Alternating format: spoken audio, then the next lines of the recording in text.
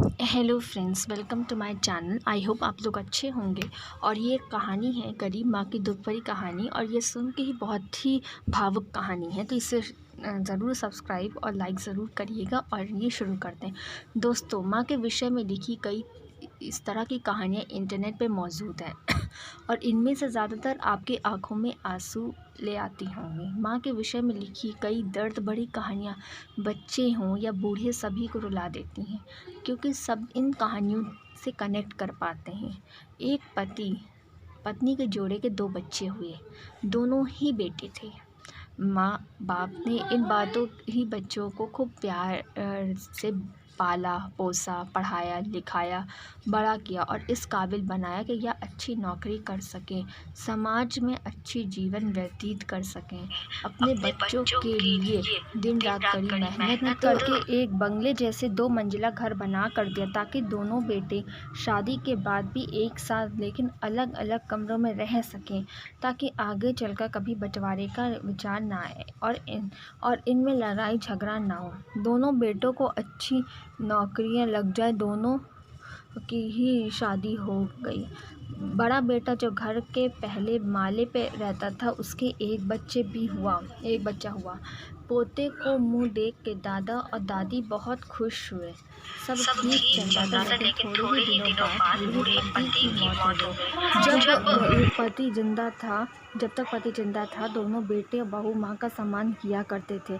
जैसे ही पति मर गया, दोनों बेटे और बहुएं हर दिन माँ की सेवा करना तो दूर, माँ को हर दिन खाना खिलाने के लिए भी राजी ना थे। दोनों बेटे और बहू ने मीटिंग की, तय करी कि माँ को खाना खिलाने की जिम्मेदारी बांट ली जाए। यानी कि 15 दिन बड़ा बेटा और 15 दिन छोटा बेटा माँ के खाने की जिम्मेदारी लेगा।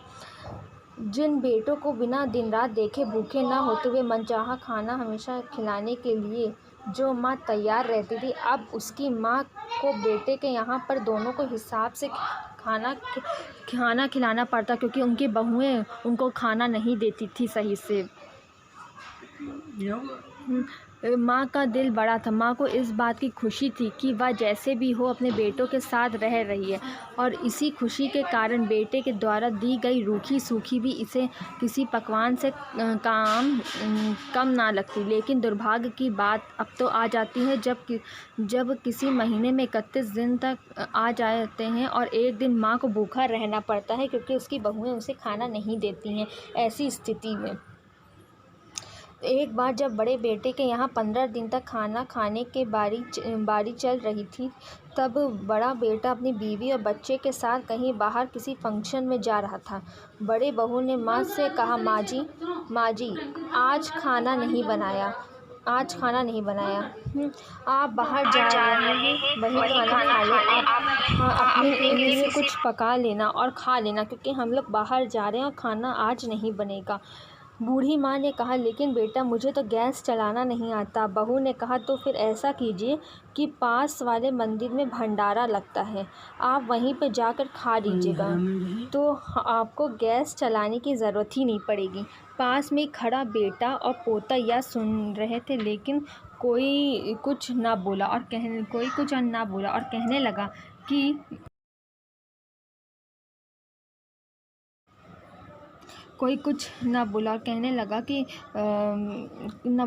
बूढ़ी माँ को भूखा ही छोड़ बेटा बहू फंक्शन में निकल गए। माँ का थोड़ा दुख तो हुआ, लेकिन फिर अपने आप को यह सोचकर मान गया कि ठीक ही तो है, कभी कभी बहू को भी घर के काम से आराम मिलना चाहिए, और भगवान का भंडारा आने का सौभाग्य किस्मत वालों को ही मिलता है। माँ की खुशी मंदिर में जाके किस्मत वालों को ही मिलता है।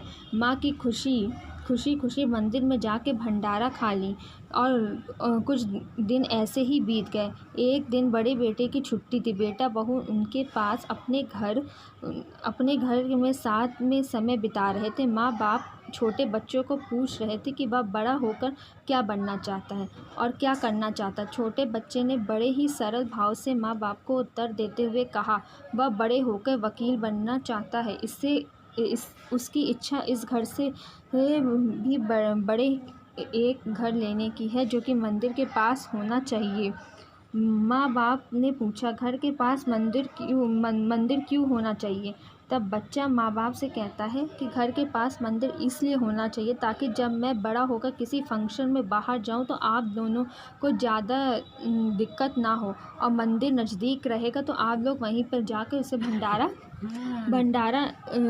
नहीं खाना पड़ेगा।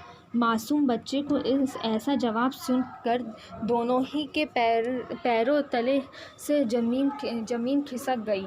उन्हें अपनी गलती का एहसास अब जाके हुआ था कि उनके 5 साल के बेटे ने पहले ही कर दिया और कहा उनसे कि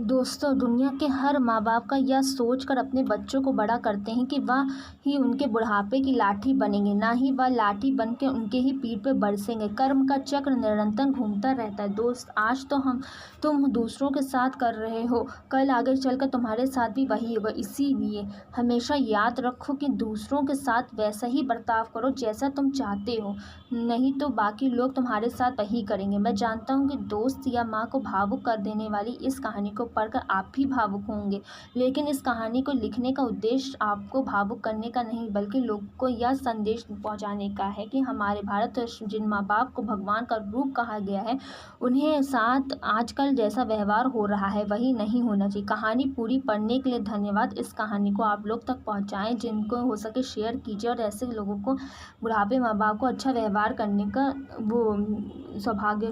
तो कहानी पसंद आए तो लाइक करिए, शेयर करिए, सब्सक्राइब करिए और दूसरों लोगों तक पहुंचाएं ताकि वो ना करें। Bye bye, thank you.